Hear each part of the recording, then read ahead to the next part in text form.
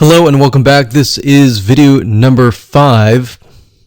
We're going to talk about how to automate the ring. Now that you understand how everything is interlinked, how everything is connected, and how you can kind of be creative and make your own ring.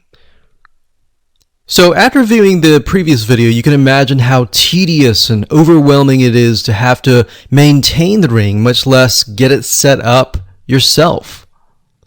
But lucky for you, there is a way to automate it once you have set things up. It's getting things set up is the tedious process.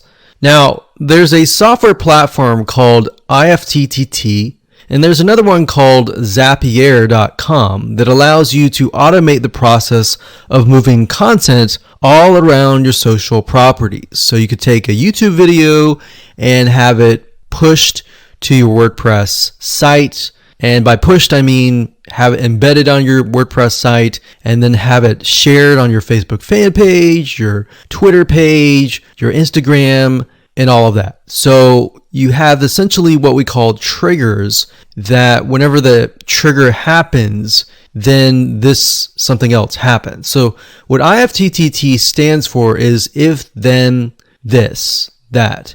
So if this happens, then what kind of deal. Now, between the two, Zapier will cost you a lot of money after a while. A lot of times they'll give you some free triggers and zaps, which is what they call it. And beyond that, it will cost money. Whereas with IFTTT, it's just as good, but it's free. So let's hop on over and show you how IFTTT works.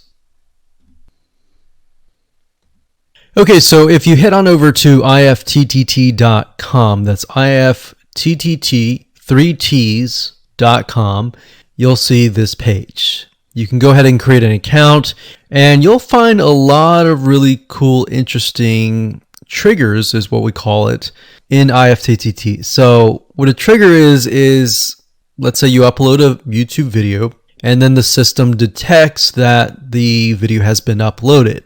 What do you want to happen after that happens? So if YouTube video has been uploaded, then post it to WordPress. Then after that, take the post on WordPress, maybe post it elsewhere, or post the YouTube video to Twitter, and so forth and so forth. So as you can imagine, this does get tedious, but if you map things out, if you know ahead of time what it's going to look like, then you can simply look at it and say, okay, I'm pointing YouTube to Twitter. So anytime video has been uploaded to YouTube, then it simply gets pushed or embedded into Twitter. So we need to make a IFTTT trigger for that. So to do that, it's very easy. All you have to do is go to My Applets up here,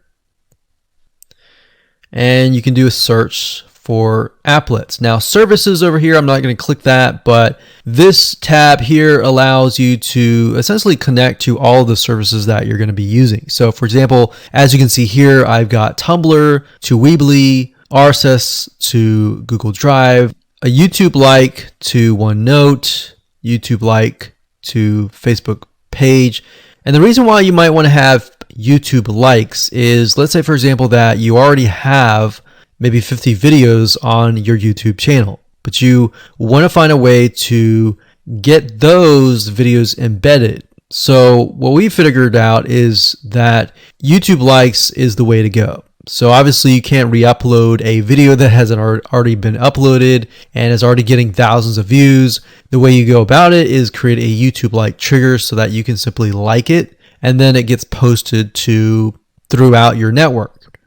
Now, as you can see here, you can easily get lost in the mix of everything. So that's why I said visually map everything out first, and then from that point, then you can simply go in and set things up. So like Blogger to Weebly, YouTube to Facebook, YouTube to Blogger, YouTube to Instapaper, YouTube to DIIGO, YouTube to Google Plus page via Buffer, and all that. and we got YouTube to Tumblr, YouTube to Twitter. So it can go on and on and on if you really want it to, or you can simply pick and choose what you want and what you don't want and go from there. Now, in order to turn them on, you can simply click here to turn them on. But for the sake of just showing you, this is what it looks like.